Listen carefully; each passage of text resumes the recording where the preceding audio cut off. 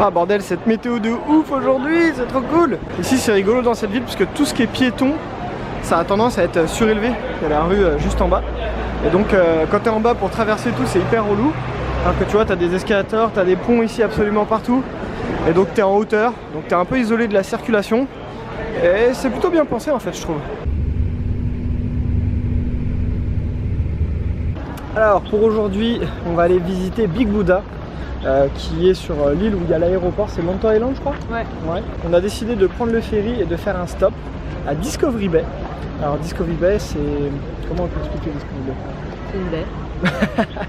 Discovery Bay c'est un endroit riche on va dire quand même. Et il n'y a que 2 ferries par heure qui viennent.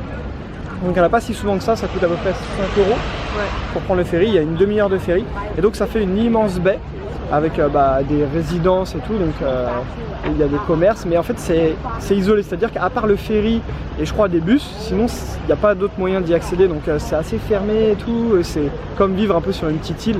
Et à première vue c'est assez agréable et assez unique à voir, donc on s'est dit allez, on passe par là. Et donc voilà à quoi ça ressemble. Donc bon, les bâtiments sont pas spécialement hyper beaux, je pense que ça a été construit dans les années 80-90, c'est peut-être pour ça. Mais il faut se dire que ces gens, voilà, ils vivent au pied de la plage avec la montagne derrière, enfin... C'est pas dégueulasse quoi. L'eau elle doit être à alors une vingtaine de degrés, elle est pas hyper chaude mais ça va. Tu pourras te baigner facilement je pense. En fait on se croirait vraiment, hein, ça donne l'effet d'être dans un village de vacances. Il commence vraiment à faire chaud aujourd'hui hein. Il y a un chemin juste là qui monte dans la montagne. Donc il y a des petites randonnées, il y a des petits chemins pour aller courir. Enfin franchement c'est c'est cool. T'as le nombre de bâtiments là. Même si ça fait effet immeuble entre guillemets HLM, tu vois que c'est comme des immeubles de... Oui. Mais bon, par exemple, ces immeubles-là, oui, bon bah c'est clairement chez nous standing immeuble HLM quoi. Et pourtant ici, bah ça vaut des centaines, voire peut-être quelques millions d'euros quoi. Ouais. Bah, après c'est pas les mêmes conditions de vie, hein, on est d'accord. C'était construit il y a quelques temps. Mais bon, par contre, tu vois que niveau entretien, bah les petites fleurs partout. La belle montagne derrière, la montagne. La plage derrière. Et si, ils l'ont installé, ils l'ont installé pour les gens, ça n'existait pas avant. Tu te souviens à l'école quand tu faisais tes 3 fois 800 mètres autour du piste de Jean Roland là? Et bah eux c'est pareil sauf qu'ils font ça en bord de mer. Oui, mais bon. Yeah. Juste devant il y a une école Montessori en France, je sais que ça il commence à y en avoir de plus en plus.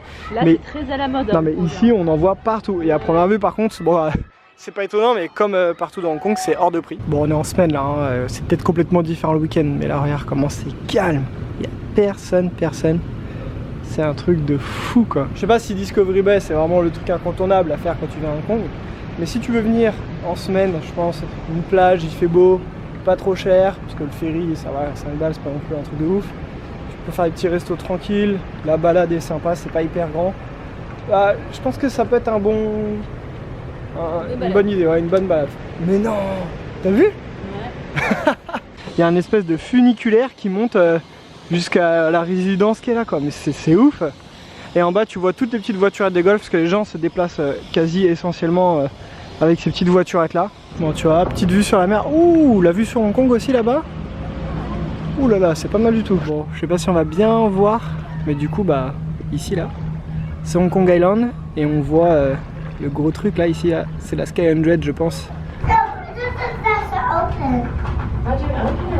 Bon, au final le funiculaire, tout le monde peut le prendre je crois. En fait on est obligé de passer par là je pense pour pouvoir prendre le bus qui va nous faire sortir de Discovery Bay, parce que comme je vous l'ai dit Discovery Bay à part le ferry et le bus, sinon tu peux pas y accéder. On a pris le bus à 2 étages là, on était en haut, c'était assez cool parce qu'on n'a pas des bus comme ça chez nous.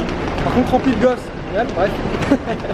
Et il y en a pour 20 minutes à peu près pour rejoindre la station de métro de Tung Chung, si jamais tu veux le faire en bus plutôt que de prendre le ferry, ouais, depuis Discovery. Et là on va reprendre un autre bus qui est le 23 normalement qui doit nous emmener donc au Big Buddha. Il y en a quand même pour 50 minutes, 1 heure à peu près. Donc c'est un bus de ville après donc qui s'arrête et tout. Voilà. Nous on cherche le bus 23, ils sont en travaux donc c'est un peu tout éparpillé, c'est un peu le bordel.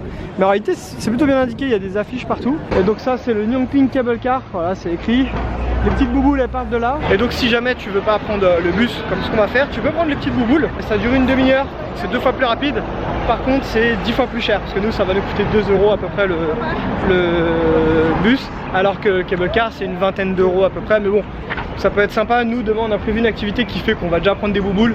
Donc c'est pour ça qu'on le fait pas aujourd'hui. Ouais, le 23 c'est bien écrit, Big Buddha.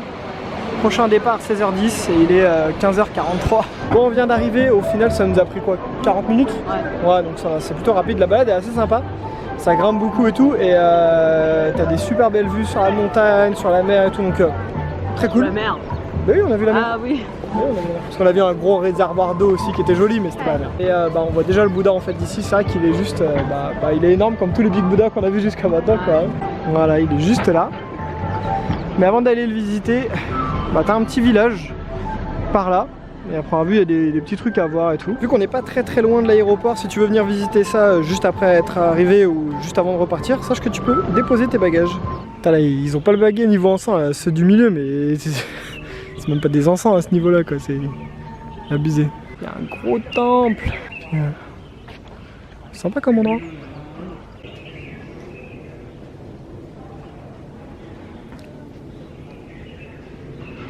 Ah, t'as le premier temple qu'on vient de voir là, mais juste derrière t'en as encore plus grand et plus gros. Putain, mais c'est magnifique quoi. Alors, les parties ici, puis toutes les colonnes, comment c'est taillé, franchement c'est ouf. Et du coup il y a une petite ascension, il y a 250 marches je crois à faire, jusqu'au Big Buddha. J'avoue que il est stock, hein. Il était plus gros celui de Phuket ou pas? Ouais, il était plus gros. Hein. Ouais, il était plus gros tu crois? Ouais. Bon, nous voilà arrivés en haut. What? Il est énorme. Ah, et surtout, à part le Big Buddha, la vue claque. Cette montagne de ouf juste devant. Il y a tous les petits villages en bas. Les temples qu'on vous a montrés. Puis il y a tout un petit village là. Ah, c'est sympa. Puis on voit les bubules qui arrivent pas très loin, je pense, du coup. Il y a 3 statues là. Et en tout, il y en a 6. Et ils font une offrande à Bouddha. Incroyable, il est vraiment très grand. On peut monter? On va monter un petit peu, tiens. Oh, la vue de l'autre côté. C'est trop stylé. Ah, magnifique. Limite, on pourrait se demander, est-ce que c'est dans l'eau ou c'est dans la nuage? Ouais, grave. Et on voit le petit réservoir dont on parlait qui est juste là. Enfin, le petit, c'est une façon de parler. Bon, c'est sympa ce grand Bouddha. Oui. C'est cool. Donc quand tu loges sur Hong Kong Island, c'est quand même un petit peu loin. Ouais, ça fait un petit peu loin. 3 heures de trajet là. Du coup, l'astuce, comme on a montré, vu qu'ils gardent les bagages, ça peut être soit par exemple si tu arrives à 8h du mat avec ton avion sur Hong Kong, tu peux faire ton check-in d'hôtel ou d'Airbnb qu'à 14h, hop, tu viens ici, tu visites, vu que tu peux laisser tes bagages. Ou pareil pour le retour. Si tu prends ton vol vers 16h, tu viens ici avant et tu peux visiter. Ça peut être un bon moyen d'éviter de perdre une journée, quoi, on va dire. Enfin, c'est pas perdu, mais c'est vrai que ça fait un petit peu loin. Par contre, je pense que c'est vraiment à faire parce que il est juste méga impressionnant. Et puis le coin est joli, hein. Le coin est magnifique. Franchement, les montagnes autour là, c'est trop cool. Là, en fait, les statues là, donc elles ont chacune un type d'arme. Ça représente un général.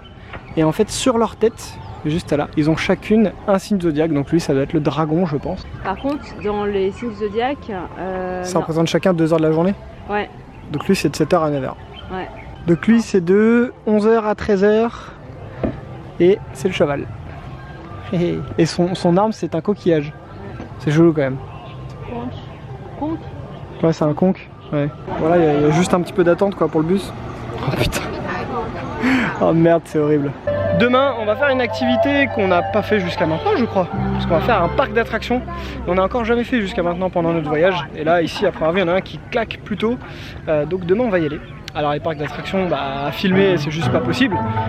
Vu que tu peux pas emmener dans l'attraction la caméra et tout. Donc du coup on va vous filmer ça sur Insta, on va vous faire pas mal de stories et tout, donc une bonne occasion de nous suivre. Et puis on va quand même vous mettre quelques images maintenant. Bon, normalement j'aime pas trop les zoos, mais un panda quoi. Première fois de ma vie que je vois un panda, il est trop beau.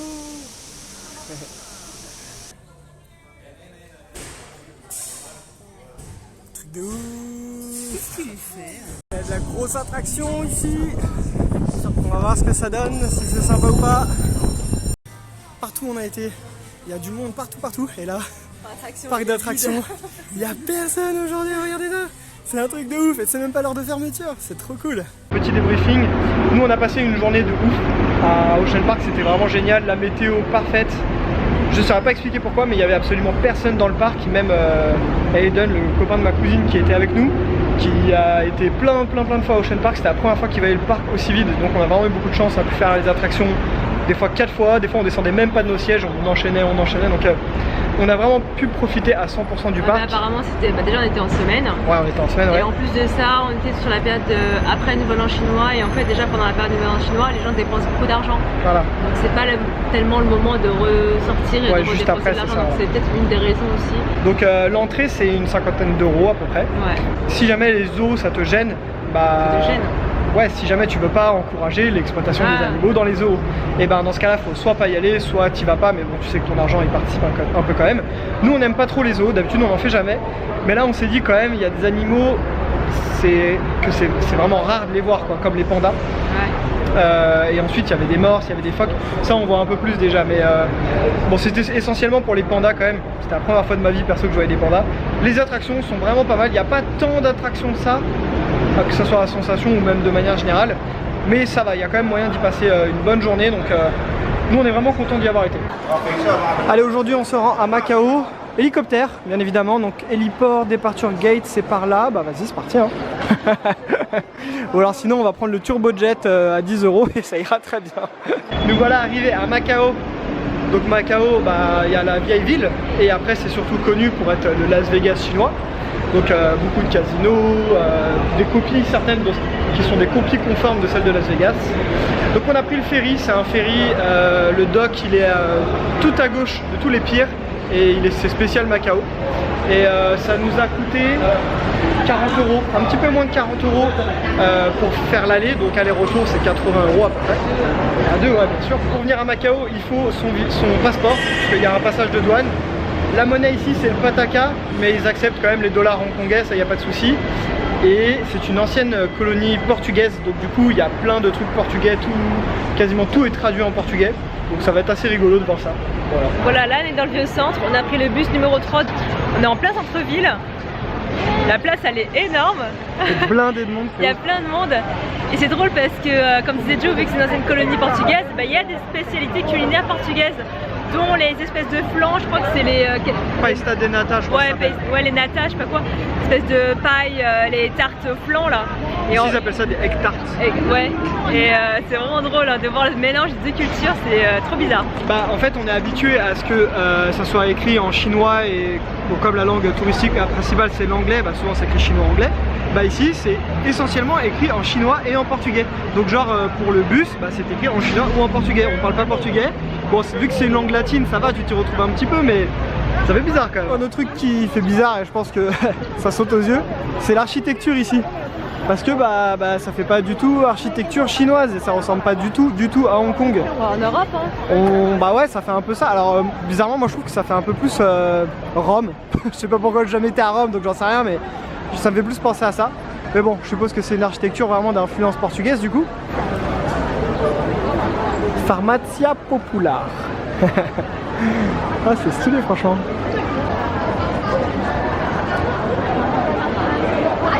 On se croirait pas du tout en Chine. What, cette église de ouf. Elle est magnifique. Elle est trop belle franchement. Derrière, architecture un peu portugaise avec à côté l'échafaudage en bambou chinois. En fait on se croirait presque dans un parc à thème comme au Vietnam, à Bana Hills, tu vois. On se croirait un peu comme ça. Parce que c'est vraiment... Ouais, ça fait bizarre. Hein. Faut le voir, c'est assez ouf. Je fais une petite ruelle sur le côté. Bon, c'est un peu paumé. Enfin, paumé non, mais... Genre... T'as l'impression que c'est à la Bordeaux, quoi. Il y a juste un petit resto là. Bon, comme tu peux le voir derrière, la masse de monde. Il y a plein de boutiques qui font de la bouffe. Et il faut tous goûter. C'est pas dégueulasse, hein. Du coup, tu peux goûter. Donc, c'est l'église Saint-Paul. Donc, c'est une vieille église, genre... Je crois que c'est une très vieille église, et en fait elle a brûlé il y a très longtemps. Toute l'église est tombée sauf la façade du devant qui est restée, et du coup c'est devenu un monument historique à voir ici. Et il y a beaucoup de... Toi quand je te dis qu'il y a du monde, ça blague pas hein. Putain la vache. Donc du coup il faut vraiment regarder les détails, parce qu'il y a des trucs catholiques classiques, donc comme les statues etc. Mais il y a aussi des trucs d'origine chinoise, comme des lions et des dragons, donc c'est assez... je crois qu'il y a un squelette, c'est bizarre. Ah c'est marrant. Bon, Lan qui prend un squid ou un calamar. Pour changer. Ah, ça fait quand même longtemps qu'on n'a pas mangé là. Hein. vraiment au détour d'une rue, on a découvert ce manoir que tu peux visiter gratuitement. Et autant te dire qu'il est assez ouf. Ça c'est une espèce de petite courette intérieure. Et puis dedans, bah, il y a un musée.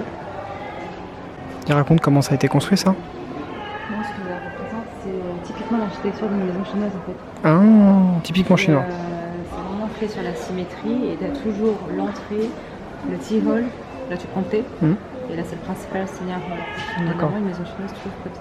D'accord, ok.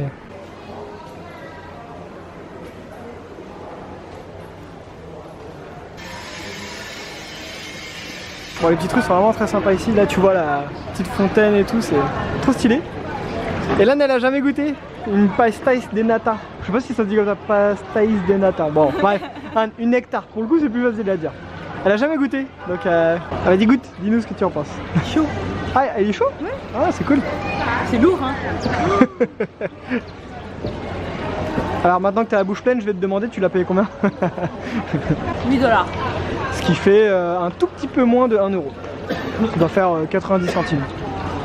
Alors? Moi j'aime ça. Bah, je sais pas si c'est vraiment une recette purement portugaise. Ouais, ok, ouais. Ou si c'est revisité par les Chinois. Enfin, on peut pas savoir ça. Il y a un goût de flan, mais en fait la croûte c'est de la pâte feuilletée. Ouais. J'en ai pas goûté 50 dans ma vie, donc difficile, mais c'est pas tout à fait le même goût que celle que j'ai goûté. Là déjà c'est plus crémeux, moi celle que j'avais goûté c'était plus flan. Ouais. Tu vois, un peu plus gélatineux on va dire. Et je trouve qu'on sent vraiment le goût d'œuf pour le coup là. Plus le goût d'œuf dedans. Ouais, il y a le goût d'œuf dedans, vraiment. Alors que moi, de ce que j'avais goûté, il n'y avait pas autant le goût d'œuf. Donc, ouais, à mon avis, c'est revisité un peu à la chinoise ou c'est modifié en tout cas, quoi. C'est pas 100% portugais, je pense. Aussi sucré, normalement? Ouais, c'est sucré quand même. Ouais. Bon, encore une église, mais il me semble que les Portugais, c'est vraiment des fervents croyants, donc c'est pour ça qu'on en retrouve. Il y en a vraiment beaucoup hein, dans cette partie de la vieille ville de Macao. La ville n'est pas si grande que ça, le vieux Macao. Ça se fait à pied. Il y a quand même pas mal de choses à voir et à mon avis, beaucoup de choses cachées qu'on n'aura pas le temps de voir. Parce que bah, on va rester ici qu'une journée. Une maison typique chinoise, on est tombé dessus par hasard. Je l'ai pas trop vu dans les guides et c'est assez cool à faire. Donc à mon avis, il y a beaucoup de choses comme ça dans la ville qu'on va sûrement louper malheureusement. Mais bon. Je trouve qu'elle est ouf cette fontaine. Les poissons ils font flipper là. Et après il y a des hippocampes sympas en haut. On arrive dans la partie des casinos du vieux centre, ouais. Mais à savoir que je pense qu'il y a des casinos récents parce que j'ai vu qu'il y avait un MGM et tout quand même. Et là on arrive sur les casinos un peu plus modernes. Bon, on n'est pas encore du côté le plus moderne et récent pour les casinos. Hein. On va y aller après ça.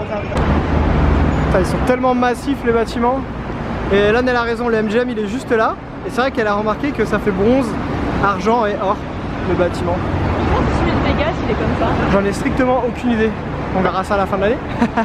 Bon, on vient de sortir du MGM, on s'est un peu baladé dedans. Alors visiblement, vu comment je suis sapé, tu peux y aller habillé n'importe comment et là-bas. C'est sympa, j'ai pas fait beaucoup de casinos dans ma vie, c'est pas trop mon truc, mais c'est sympa. Bah ça ressemble au casino qu'on voit un peu à Deauville mais encore plus classe. Il y a même des jeux, bah du coup c'est écrit en chinois et tout, donc assez incompréhensible. Je pense qu'il faut vraiment connaître pour pouvoir jouer quoi. Et évidemment, t'as toutes les boutiques autour, comme ça j'y dépense bien. Il y a ouais, hôtel au-dessus et tout. Mais ouais, c'est sympa. Après, tu peux même rentrer sans jouer, hein, tu te balades. Bon, nous, on a juste fait un tour dedans. Quoi, ouais. Tu fais bah, faut pas filmer. Ouais, on a pas de filmer. J'ai pas trop envie de me faire têche par la sécurité quoi.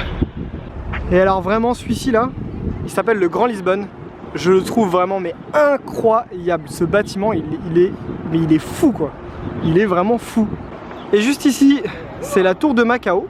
Donc c'est, je pense, la plus grande tour de Macao. Elle fait 330 mètres de haut si je dis pas de bêtises. Et donc tu as un truc panoramique en haut. Donc tu peux monter juste dans la tour pour pouvoir visiter. Je crois que tu peux prendre un verre en haut, etc. Et on a vu hier qu'en haut de cette fameuse tour de Macao, il y avait un des sauts élastiques le plus haut du monde. Parce que tu peux sauter, donc il doit pas faire 300 mètres de haut. Enfin tu sautes de 300 mètres de haut. Mais la chute fait pas 300 mètres, du coup elle doit faire 250 mètres ou un truc comme ça quoi. Bref, mais c'est un des plus hauts sauts élastiques du monde. Du coup, je vous cache pas qu'on s'est quand même posé la question hier. Parce qu'on peut le faire en tandem en plus, parce que toi, toute seule, non? Ouais, je sais pas si j'aurais le courage, ouais. Tout seul, Et toi, t'aurais pu? Je pense. Je dis bien je pense, parce que tu peux jamais être sûr une fois que t'es en haut. On a déjà fait une fois saut élastique, on a fait 50 mètres. Je pense que je le referai une seule fois dans ma vie, et autant que ça soit le plus haut possible. Donc du coup, franchement, ce serait bien laissé tenter. Mais le prix, bah, il y en a quand même pour un peu plus de 300 € à deux. Donc ça va. Mais enfin, c'est les prix, ça me paraît pas choquant, mais le truc c'est que 300 € dans notre voyage, ça représente quand même beaucoup de billets d'avion ou même d'autres activités qu'on pourrait faire. Donc on est raisonnable et on l'a pas fait. Mais on reviendra. Peut-être pas à Macao, hein, mais ce saut élastique, un jour on le fera, c'est sûr. Et si jamais tu veux, sache qu'à Macao tu peux faire un des sauts élastiques le plus haut. Mettez-moi la taille de ce truc.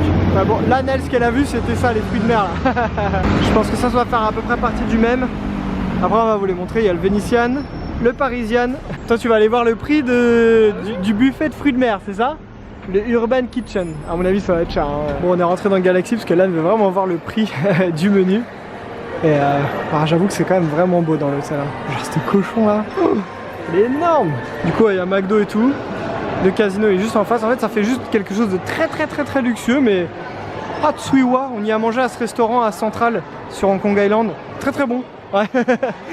Et c'est très bon, les quantités sont complètement ouf et c'est pas trop cher. Bon, on a réussi à trouver l'Urban Kitchen et tu passes devant, tout le monde tabasse les fruits de mer et le homard à fois, c'est abusé quoi. Et les gens ils prennent que ça.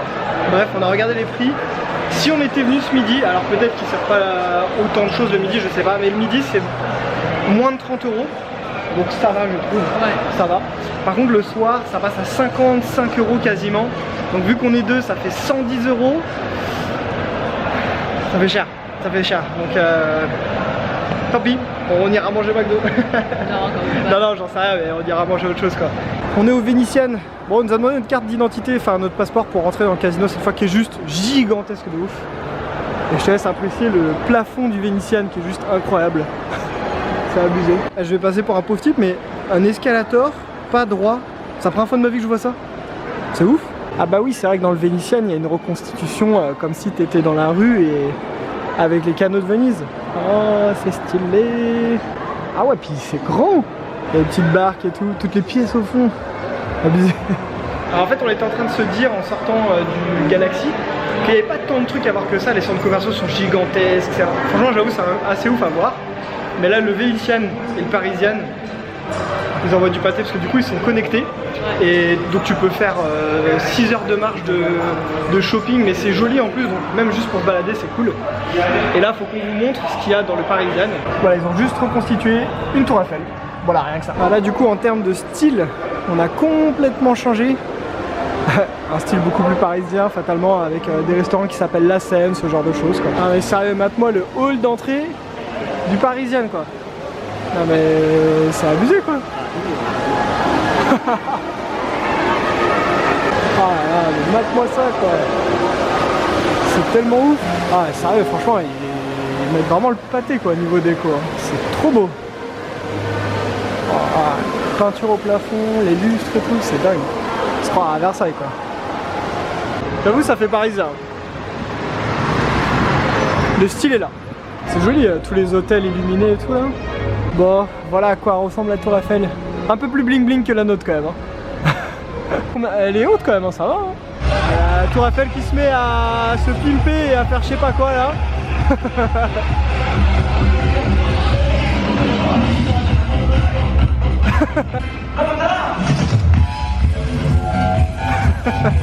C'est n'importe quoi. Par contre l'hôtel il est juste vraiment trop beau quoi. Magnifique. Bon et ça je sais pas trop quoi en penser en fait, c'est vraiment bizarre.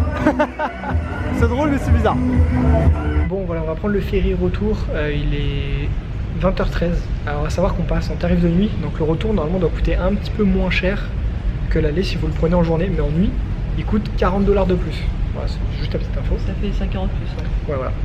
Alors qu'est-ce que tu en as pensé toi de Macao? Je trouve que ça vaut le détour. Parce que c'est vraiment impressionnant, les bâtiments, les casinos, c'est vraiment beau. La vieille ville est sympa aussi. Le mélange portugais-chinois, c'est des trucs improbables. Improbable de ouf. C'est vraiment sympa.